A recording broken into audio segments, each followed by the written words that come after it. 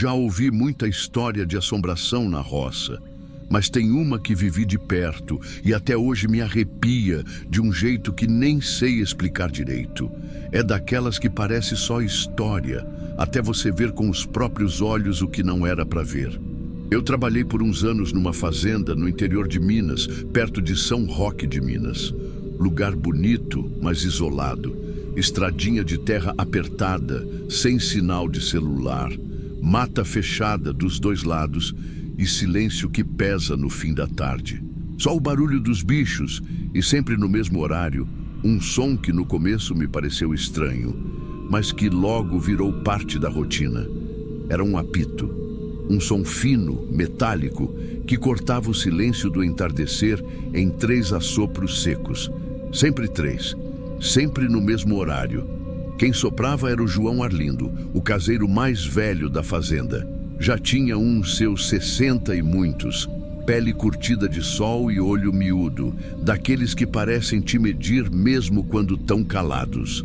Nunca vi ele rir alto, nunca vi ele apressado, mas também nunca vi ele esquecer de subir o morro. Todo fim de tarde podia chover pedra ou dar raio na beirada do mundo. Ele pegava o apito de metal que guardava no pescoço, preso com um cordão de couro, e subia o morro que ficava atrás da sede. Lá em cima tinha uma pedra grande, meio achatada, com uma vista enorme do vale. Ele ia até lá, parava de pé, soprava 3 vezes, e só então voltava. A gente perguntava o porquê daquilo, claro. Era impossível não perguntar.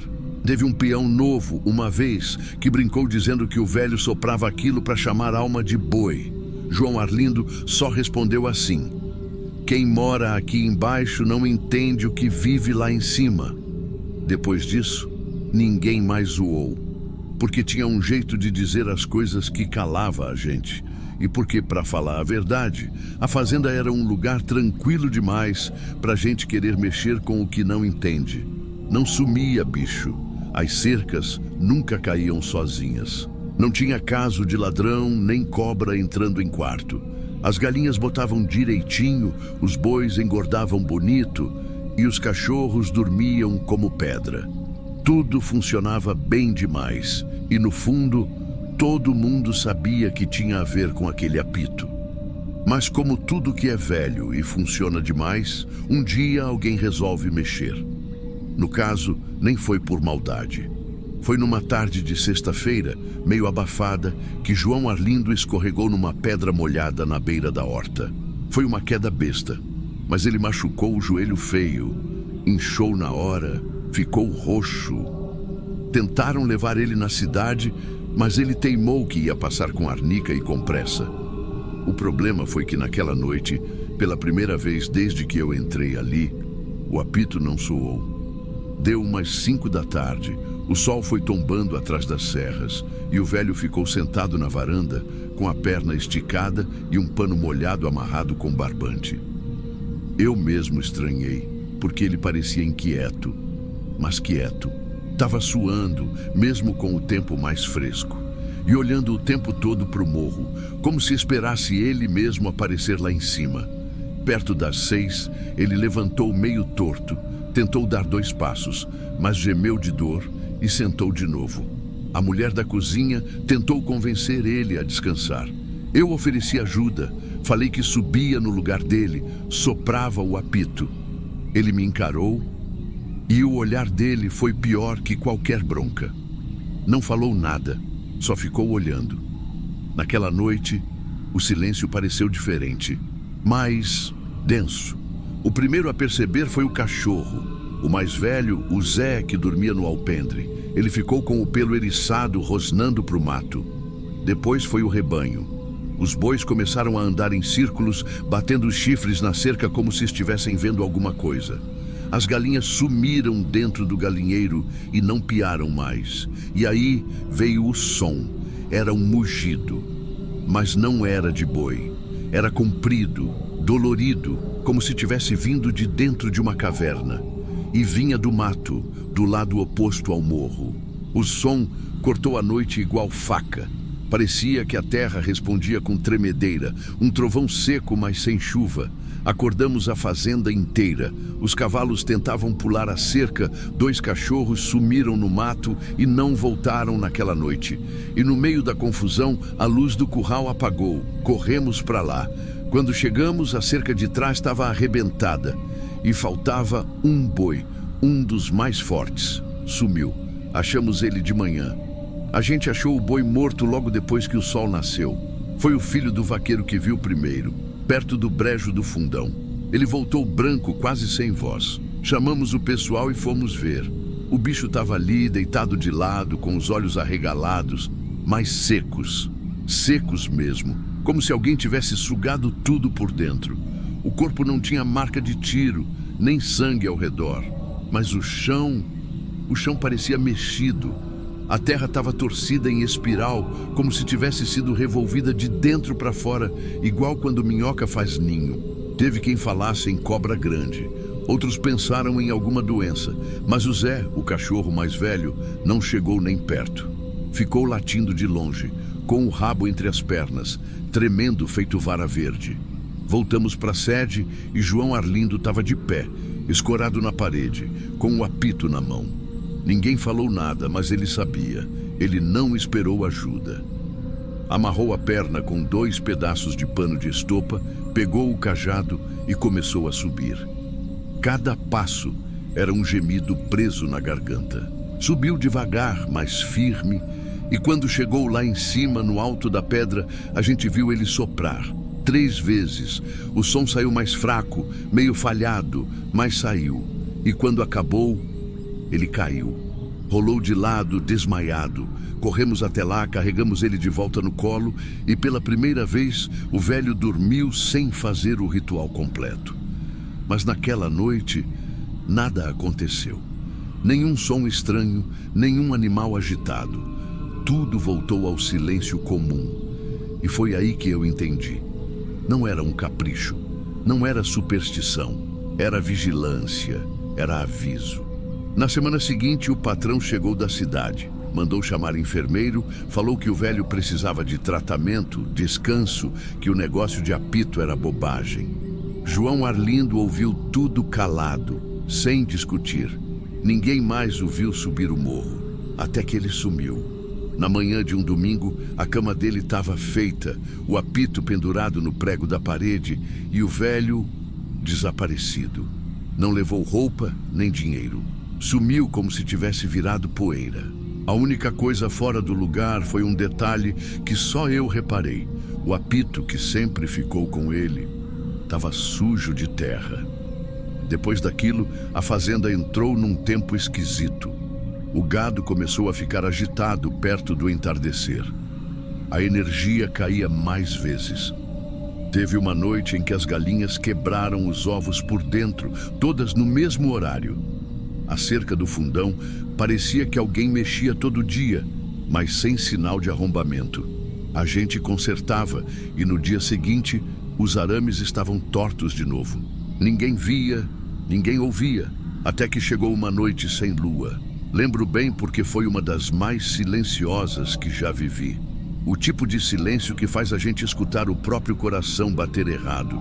Os grilos calaram, os cachorros se esconderam e eu fiquei sentado na varanda com um lampião aceso e o peito travado. Foi aí que eu ouvi 3 assopros finos. O som veio do morro, exatamente como antes, só que ninguém tinha subido. Corri até o pé da trilha, pensei em subir, mas meu corpo não deixava. As pernas travaram, fiquei só olhando. E ali, no alto da pedra, com a luz do lampião refletida bem fraquinha, eu juro por tudo, eu vi uma sombra curvada, parada. Não era João Arlindo. Aquilo era menor, mais torto. Tinha a forma de alguém, mas não tinha rosto. Na manhã seguinte tentei subir, mas no primeiro passo o som do apito soou de novo. Dentro da minha cabeça, nítido, seco, fino. Me deu uma dor de ouvido que quase me derrubou. Desci correndo e nunca mais tentei subir. Os meses passaram. A fazenda foi trocando gente, mudando donos, mas o morro ficou do mesmo jeito. A pedra tá lá até hoje, limpa, sem mato, como se alguém pisasse nela sempre. Mas ninguém pisa, porque dizem que quem tenta ouve o apito antes de desmaiar, e quem insiste não volta. A gente acabou criando outro ritual. Um peão novo tentou soprar o apito uma vez achando graça. Fez os 3 sons e naquela noite os cachorros da sede morreram envenenados, sem causa. Desde então, ninguém mais encosta no apito. Fica pendurado ali na entrada do paiol, num prego enferrujado. Mas de tempos em tempos, ele some de lá e reaparece 2 dias depois, com cheiro de terra molhada.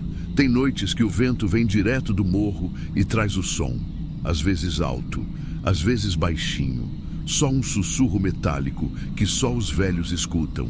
E aí o povo fecha a casa, apaga a luz e espera amanhecer. Tem gente que diz que João Arlindo morreu. Tem quem diga que ele foi levado. Eu não sei, só sei que nunca mais conheci ninguém que trabalhasse com tanta calma e tanto medo ao mesmo tempo. O velho sabia o que guardava o vale. Ele não vigiava o gado. Ele não soprava por vaidade. Ele soprava para avisar, porque alguma coisa naquele morro precisava escutar aquele som. Alguma coisa que só ficava quieta quando ouvia e que, sem o aviso, acorda. Então, se um dia você for pro mato, pro fundo da roça, para uma fazenda antiga no meio do nada, e ouvir um apito vindo lá de cima, mesmo sem ver ninguém lá, não espera o 3º sopro. Vai embora. E não olha para trás.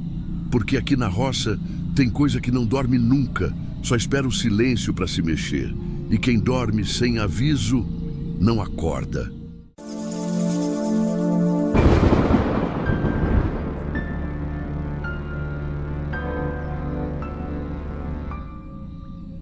Eu trabalhei numa fazenda por quase 1 ano e tinha uma coisa lá que até hoje eu não esqueço. Não é fácil falar disso, mas desde aquela colheita eu nunca mais consegui olhar para um pé de milho do mesmo jeito. Era uma fazenda grande, dessas afastadas de tudo, cortada por estrada de terra dos 2 lados e com uma cerca de arame farpado que se perdia no mato. Eu entrei como ajudante, fazia de tudo um pouco. Cuidava dos bois, limpava o galpão e de vez em quando mexia com o trator, mas sem puxar roçado. Isso aí ficava para 2 tratoristas fixos. A casa grande ficava num alto, de onde dava para ver o milharal esticado até onde a vista sumia. E era ali, nesse miolo da plantação, que morava o caseiro velho, seu Hilário. Ninguém sabia a idade exata dele. Diziam que ele estava na fazenda desde antes do pai do patrão atual nascer. Quieto, magro, costas sempre meio curvadas e um jeito de andar que parecia que ele estava sempre se enfiando no mato, mesmo quando era estrada. O pessoal respeitava ele, mas respeitava com distância, sabe? Não era de conversa, não ia em festa de peão, não ia na igreja.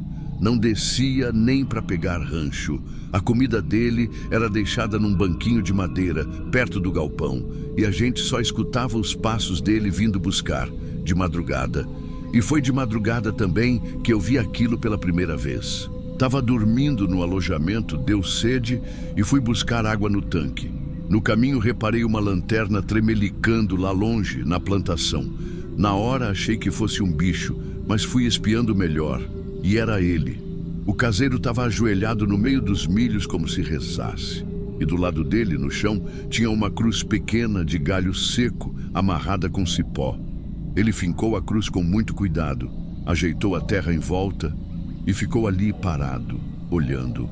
No outro dia, perguntei para o mais velho dos tratoristas, o Dino, se sabia o que era aquilo. Ele soltou um suspiro e falou só isso. Seu Hilário planta cruz desde sempre. Diz que é costume de gente velha. Costume. Mas eu passei a reparar melhor e vi que não era uma cruz só não. Tinham várias, pequenas, discretas, mas bem fincadas entre os milhos. Umas 7 ou 8. E parecia que cada uma tinha uma idade. Algumas estavam mais gastas, outras pareciam recém-feitas. Tinha uma que eu juro que vi com um pedacinho de pano amarrado, igual fralda velha. Ninguém mexia. Era a regra não escrita da fazenda. Até que chegou o Breno. Breno era um dos filhos do patrão. Tinha uns 20 e poucos, vivia na cidade, mas naquele ano resolveu que ia ajudar na colheita, para aprender o valor da terra, como o pai dele falava. Só que o Breno era abusado, não respeitava nada. Chamava o caseiro de assombração, falava alto perto do galpão, debochava de tudo que fosse antigo.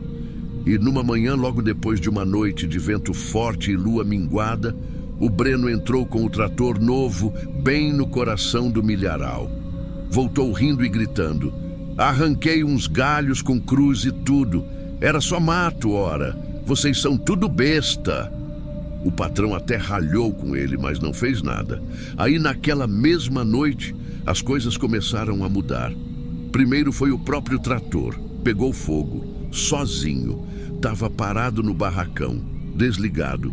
Eu estava perto, conversando com o Dino, e do nada ouvimos um estalo seco, como se alguma coisa quebrasse por dentro do motor. Depois, a labareda, rápido demais. E o fogo só pegou no motor, nem respingou no galpão, como se soubesse onde queimar. No outro dia, o Breno amanheceu com febre, altíssima. Tremia, suava, dizia que tinha formiga dentro dos olhos. A gente pensou que era dengue ou alguma dessas viroses. Mas não era. Não tinha sinal de picada. E ele dizia que sonhava com criança correndo entre os milhos, segurando cruz. O caseiro, sumido. 3 dias ele ficou sem aparecer. A comida dele ficou no banquinho, intacta. E foi nesse tempo que começaram os outros sinais. As espigas começaram a apodrecer, mas não de fora para dentro. Elas murchavam por dentro. A palha seguia verde, mas o miolo vinha preto, gosmento, como se tivesse queimado por dentro do sabugo. Tinha pedaços da plantação com desenhos no chão, como círculos queimados, espiralados, e em um deles apareceu um coelho, morto, inteiro, sem ferida, mas com a boca cheia de terra. Eu não dormia mais direito. Toda noite, eu achava que escutava um assovio baixinho vindo do meio do milharal. E o pior, eu achava que reconhecia aquele assovio. Era igual o que minha avó fazia para chamar os netos na infância. No 4º dia, o patrão decidiu arrancar as cruzes restantes. Disse que não queria superstição na propriedade dele. Chamou 2 peões e mandou arrancar tudo e queimar. A gente ficou só olhando. E eu juro por tudo, quando a última cruz foi arrancada e jogada na roda do trator, o vento parou, de uma vez, como se tivesse alguém prendendo o ar em volta da gente.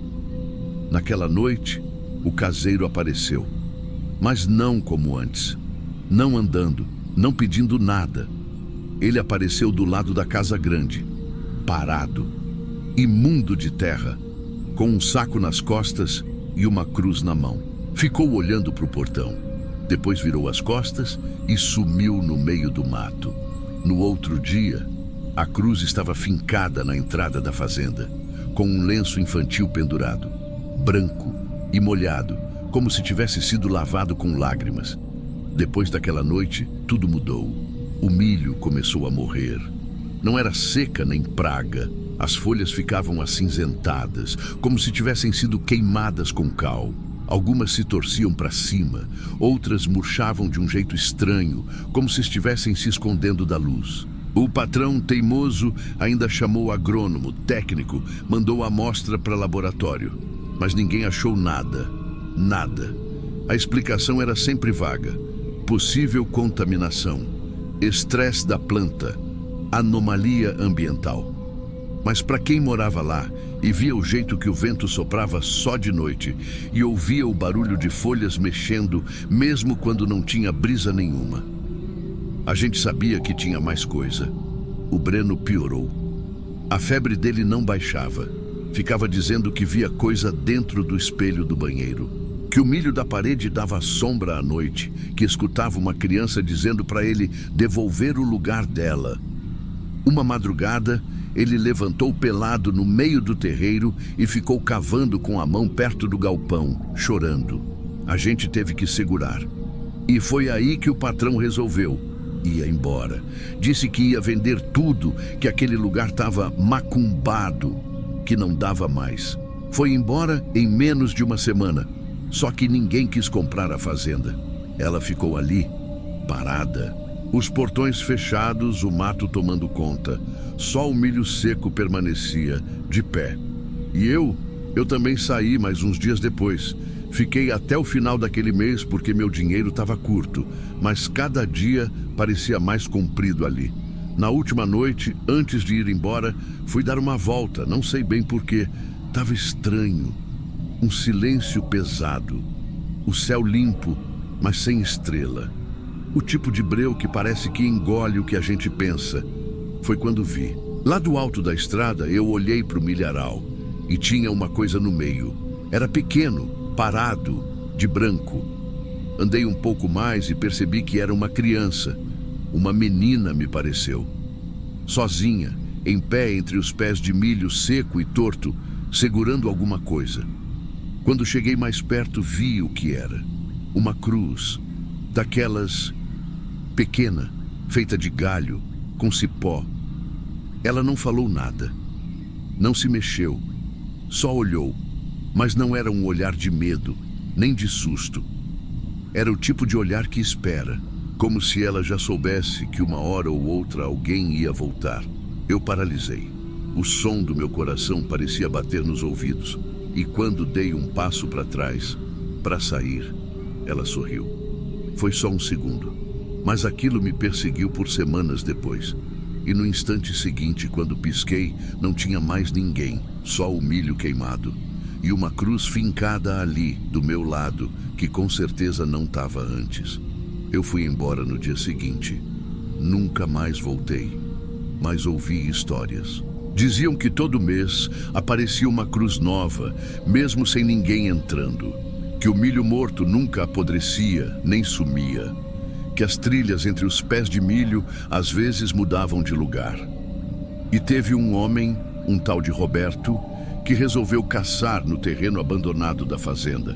Levou os cachorros, voltou sozinho e nunca mais falou. Hoje em dia, quem passa pela estrada de terra que contorna a fazenda, aquela que fica mais alta e dá para ver o vale, diz que às vezes ainda vê um vulto pequeno, parado, sempre no mesmo lugar, com a cruz na mão, esperando alguém olhar de volta. E quando olham, juram ouvir um assovio. Igual aquele que vó fazia bem baixinho para chamar os netos para o almoço. Nunca entendi por que o caseiro fazia aquilo, mas acho que ele não plantava a cruz para assustar. Era para proteger de alguma coisa que ficou naquele lugar, ou de alguém que nunca saiu. E até hoje, quando passo por uma plantação de milho e vejo algum galho torto no chão, eu desvio, por precaução, por respeito, ou por medo mesmo. Porque aqui no interior, quando a terra aceita a cruz, não adianta mais replantar.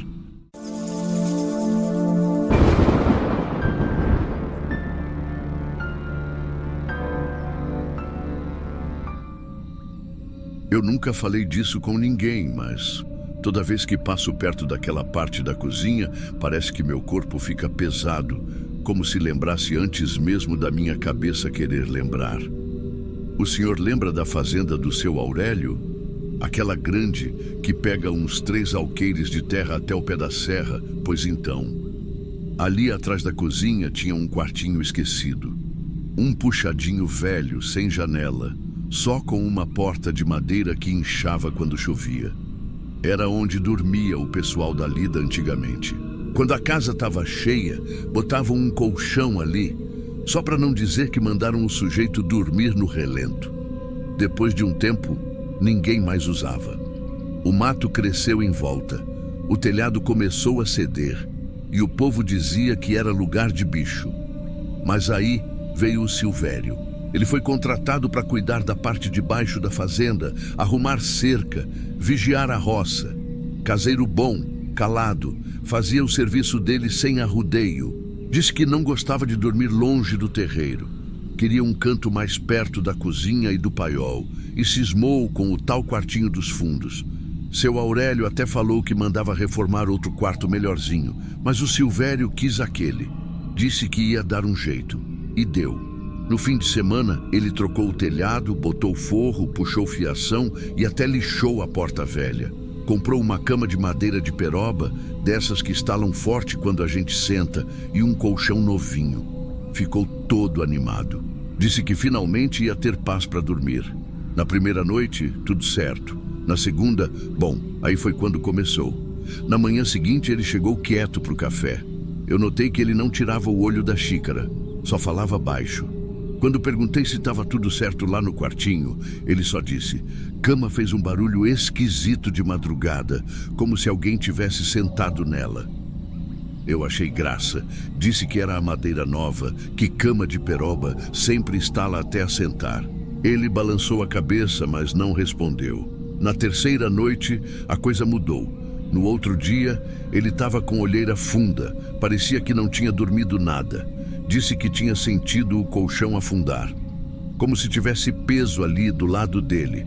Mas quando acendeu a luz, não tinha nada, só o travesseiro meio amassado. Eu comecei a ficar com aquilo na cabeça. Silvério era um homem sério, não era de inventar história, muito menos de se assustar fácil. Na quarta noite, ele contou que alguém puxou o lençol do pé da cama, mas puxou devagar, como quem está ajeitando para deitar. Aí eu gelei. Fui falar com o seu Neves, o antigo cozinheiro da fazenda, que ainda morava na casa dos fundos. Ele era mais velho, conhecia tudo ali desde os tempos do avô do seu Aurélio. Quando falei do quarto, ele nem deixou eu terminar. Disse só assim: "Não é o quarto que está vazio, é o que está dentro querendo voltar para o lugar." Eu ri, nervoso. Disse que devia ser bicho, vento, madeira, mas ele não riu de volta. A quinta noite foi a pior. Silvério não falou mais nada. Passou o dia todo calado. Na hora da janta, ficou ali sentado no batente, olhando para o céu. Eu vi quando ele se levantou e foi andando para o quartinho, devagar, como quem sabe que está indo para o lugar errado, mas vai assim mesmo.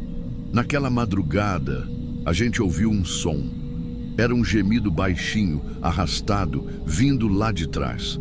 Eu peguei a lanterna e fui. A porta estava encostada. Quando abri, quase deixei cair a luz. Ele estava ajoelhado no meio do quarto, com a testa erguida, os olhos vidrados para o teto e sussurrando sem parar: "Já deitou, já deitou." O lençol da cama estava todo bagunçado. E o mais estranho era o jeito que o travesseiro afundava, como se tivesse alguém ali, deitado, mas não tinha. Eu não encostei em nada, só chamei o seu Aurélio. Quando ele chegou, viu tudo e ficou branco. Mandou chamar o Silvério, mas ele não respondia, só repetia aquela frase. No outro dia, o caseiro foi embora. Não falou com ninguém, não explicou, não olhou para trás. O quartinho ficou fechado. A porta começou a apodrecer de novo e o mato tomou conta. Mas às vezes, quem fica até mais tarde na cozinha, escuta a cama estalar. Seco, do jeito que estala quando alguém se senta devagar. Depois que o Silvério foi embora, o pessoal tentou fingir que nada tinha acontecido. Seu Aurélio mandou deixar o quartinho trancado. Disse que era por segurança, que ia usar como depósito.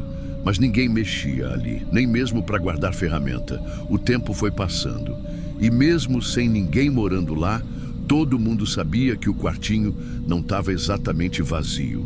Era como se aquele lugar tivesse uma função, um propósito, como se precisasse estar ocupado. Só que não era qualquer um que podia ocupar. Às vezes eu ia mais tarde para a cozinha buscar alguma coisa e escutava. Era um estalo seco, sempre o mesmo, como se alguém se sentasse devagar e parasse ali. Eu cheguei a comentar uma vez com a dona Doralice, que fazia o pão da fazenda. Ela me olhou como se já soubesse. Só disse assim: "Desde que enterraram o primeiro caseiro ali perto do coqueiro, esse quartinho nunca mais foi igual." Eu não sabia dessa parte. Ninguém sabia, mas parece que muitos anos antes, ainda no tempo do pai do seu Aurélio, um caseiro morreu dormindo nesse mesmo quartinho. Acharam ele deitado, olhos abertos, mão no peito, como se tivesse sido sufocado. Diziam que era problema de coração, mas depois veio outro, e depois outro. Todos os que dormiram naquele quartinho ou ficaram doentes, ou começaram a agir estranho, ou foram embora sem dizer porquê. Só o Silvério ficou tempo demais, e talvez por isso tenha acontecido o que aconteceu. Depois daquilo, ninguém mais dormiu lá, mas a fazenda, por dentro, parecia que lembrava. Teve uma noite que eu estava deitado no meu quarto, que fica um pouco mais afastado, perto do galinheiro. Era época de seca, então o vento entrava pelas frestas da janela. De repente, ouvi um barulho vindo lá do fundo. Não era bicho, não era madeira estalando com o calor. Era diferente, era como se alguém estivesse deitando devagar numa cama antiga. Dava para ouvir o colchão afundando e aquele rangido pesado da madeira sendo pressionada. E depois, silêncio. Mas não aquele silêncio bom de noite calma. Era um silêncio pesado, cheio, como se tivesse alguma coisa respirando bem baixinho lá dentro. Eu não fui ver, ninguém mais ia. Seu Aurélio colocou um cadeado grosso e uma tranca de ferro do lado de dentro, mas todo mundo sabia que não adiantava, porque aquilo que dormia ali não precisava de chave. Uma vez, num fim de tarde, o neto dele, um menininho de uns 5 anos, passou correndo ali perto e travou no meio do terreiro. Olhou direto para o quartinho, sem piscar, e disse: "Tem moço deitado, mas ele não quer levantar." A mãe dele quase desmaiou. Pegou o menino no colo e levou embora. Ele não falou mais nada. Nunca mais. E o tempo foi engolindo a história. O mato subiu até o batente da porta. O forro caiu de novo. A cama deve ter apodrecido por dentro, ou talvez não. Ninguém sabe, mas às vezes ainda estala. E o pior é que o som não vem só do quarto. Parece que vem da gente.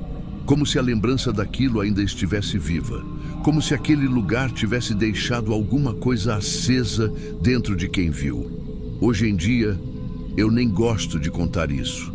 Mas quando me perguntam por que larguei a fazenda, por que fui morar na beira da estrada, por que nunca mais quis saber da casa do seu Aurélio, eu só digo: eu vi, não sei o que era, mas vi, e depois daquela noite nunca mais pisei lá atrás. A verdade é que ali não era o Silvério que dormia, era só ele que deixava o lugar ocupado. E agora tá vago de novo.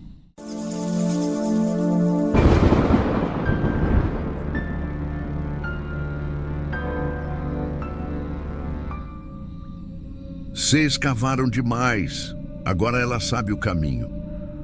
Foi isso que o caseiro disse no dia em que a água do poço ficou preta. A gente achou que era bobagem, mas no dia seguinte, um dos bois sumiu. E na borda do poço tinha marca de mão, pequena, de criança.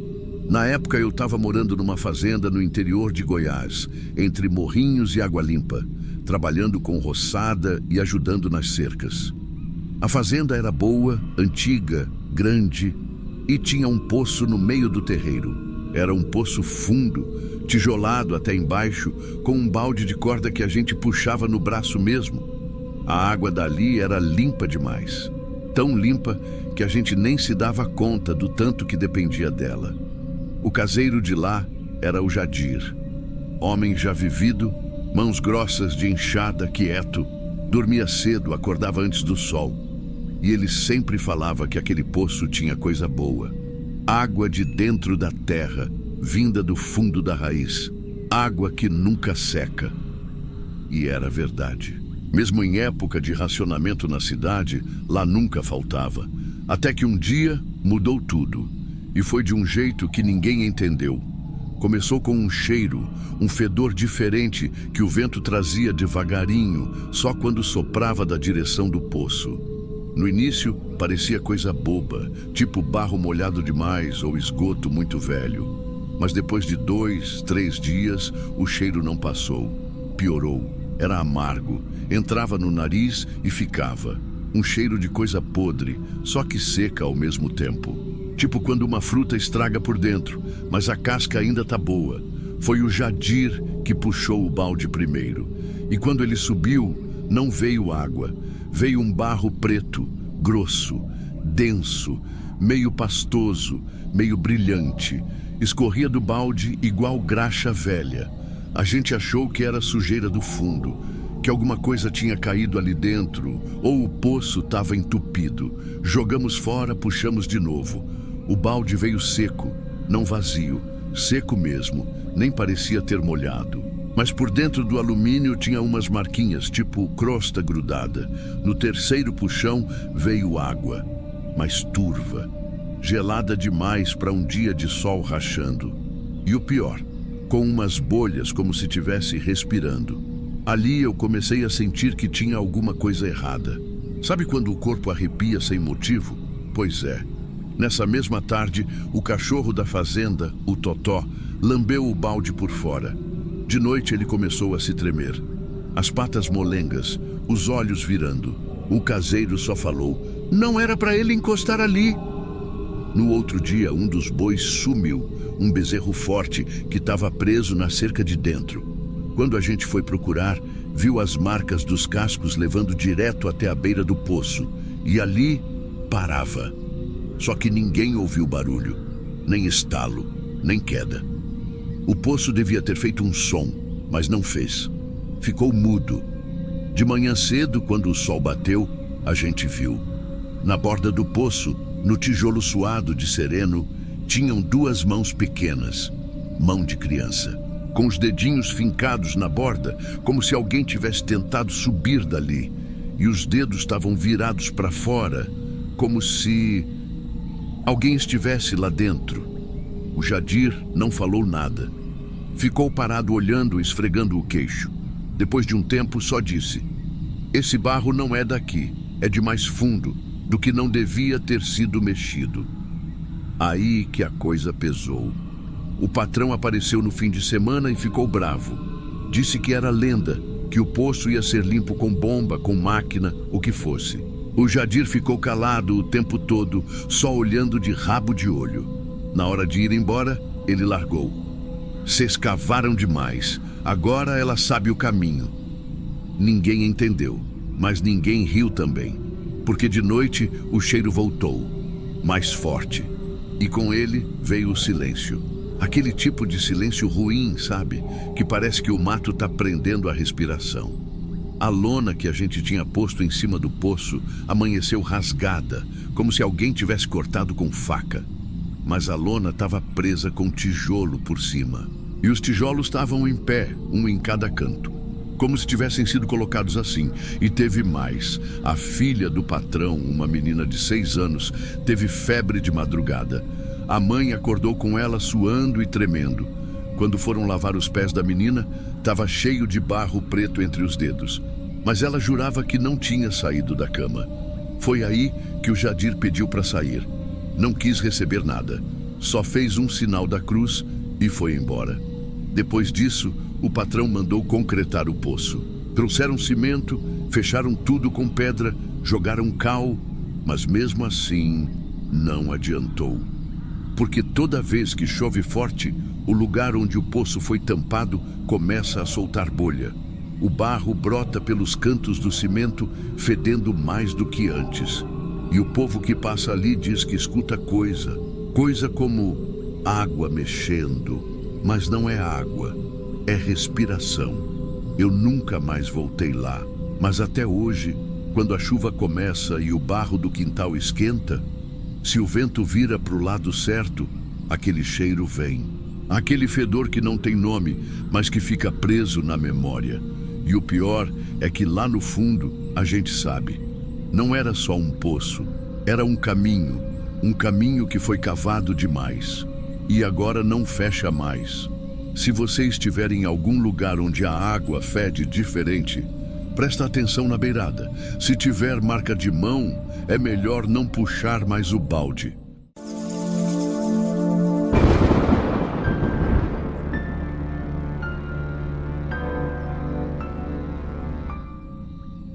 Eu lembro até hoje do dia em que o Jonas chegou lá no sítio. Era começo de junho, bem no finzinho da tarde, quando a luz bate meio amarela na estrada e levanta poeira de cor de ferrugem. Ele desceu da moto com a mochila nas costas, capacete no braço e aquele jeito de quem ainda estava se acostumando com o cheiro da terra molhada. Eu estava terminando de fechar o galinheiro e vi ele passar, meio perdido, procurando a casa do patrão. A gente não era amigo nem nada, mas acabamos convivendo um pouco. Eu fazia uns bicos no sítio do lado, mas às vezes vinha ajudar aqui, porque o velho seu Amaro tinha vendido a propriedade para uma gente da cidade que quase nunca aparecia. Então botaram o Jonas e a mulher dele, a Neide, para cuidar. Ele tomava conta da casa, da horta, das galinhas, de umas cabeças de boi no pasto de baixo. Nada demais, só rotina mesmo. Nos primeiros dias, o Jonas parecia animado. Disse que queria sair daquela correria da cidade, que andava estressado, dormindo mal. Falava baixo, meio sério, mas dava para ver que ele gostava de silêncio. Andava com um rádio pequeno pendurado na cintura, ouvia notícia e música velha enquanto capinava. Às vezes, à noite, ficava sentado perto do curral, só olhando para o mato, fumando devagar. A casa era boa, reformada há pouco tempo, mas ainda cercada por mata dos dois lados. Só tinha uma trilha que saía pelos fundos perto da caixa d'água e descia por dentro do mato até uma parte mais baixa, onde passava um fio de água. Essa trilha sempre foi fechada, escura, com umas árvores que se encostavam por cima. Não era usada para nada, mas dava para andar por ela se quisesse. Só que ninguém ia. Na primeira semana de Jonas lá, tudo normal. Mas depois começaram uns comentários soltos. Coisa pouca, sabe? A Neide passou lá no armazém e falou que o marido andava esquisito, mais calado que o normal. Eu mesmo reparei que ele começou a dormir mais de dia e ficar acordado até tarde, andando pelo quintal com lanterna. Um dia, achei ele encostado no tronco do pé de manga, com cara de quem tinha vomitado. Disse que estava com labirintite, que o mato tinha um cheiro esquisito de noite. Fiquei na minha. Passou mais uma semana e aí a coisa virou assunto. A Neide veio na cidade buscar antibiótico e comentou com a dona do armazém que o Jonas estava ouvindo coisas, voz. Mas ela falou com jeito, como quem não quer preocupar. Coisa da cabeça dele. Ele tem problema com ansiedade, o médico já falou.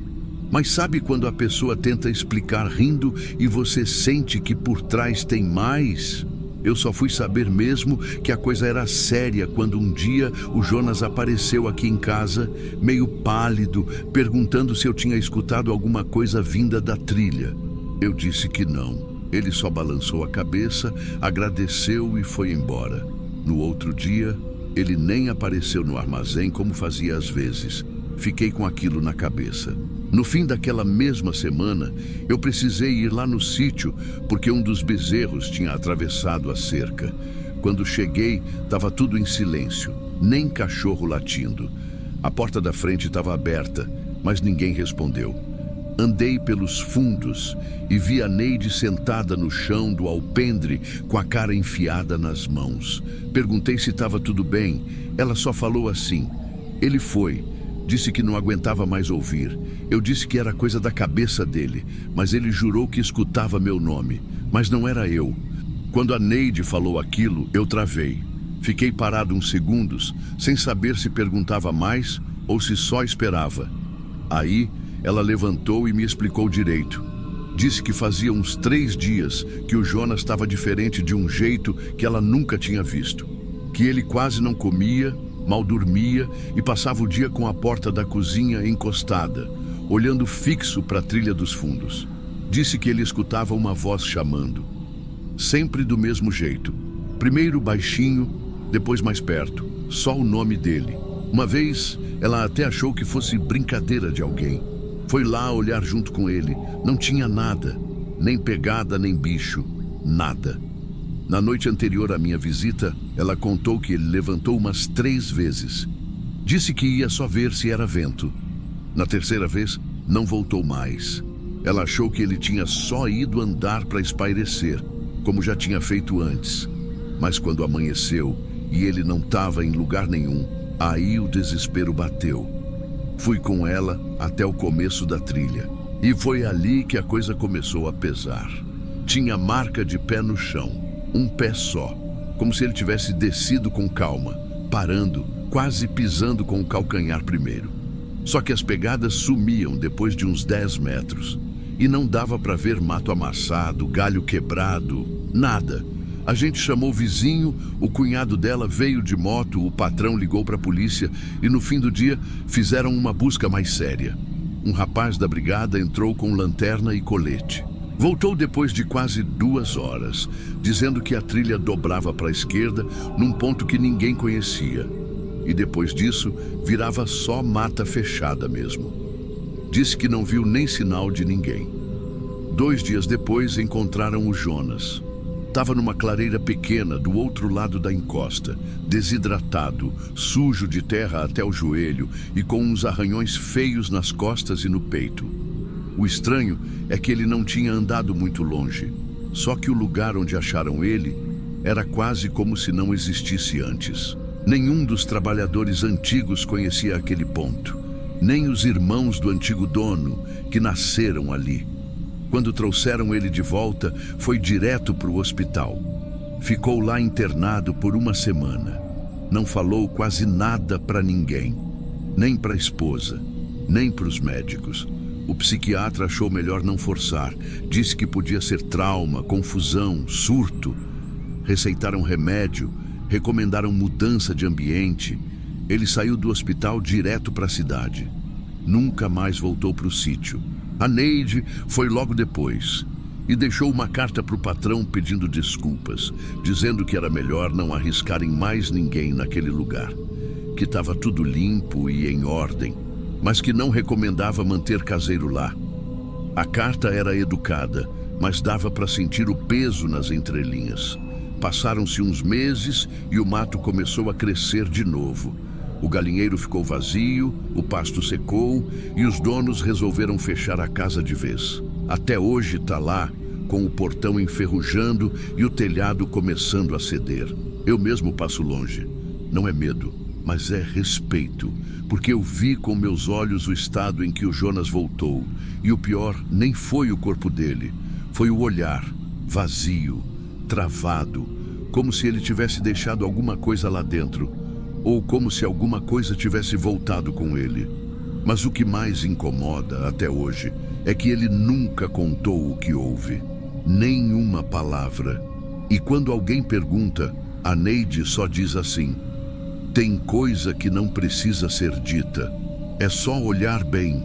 E é por isso que, até hoje, se alguém fala de pegar trilha em mata fechada, principalmente em fim de tarde, eu só escuto, balanço a cabeça e deixo pra lá. Porque tem coisa que é melhor nem chamar de volta.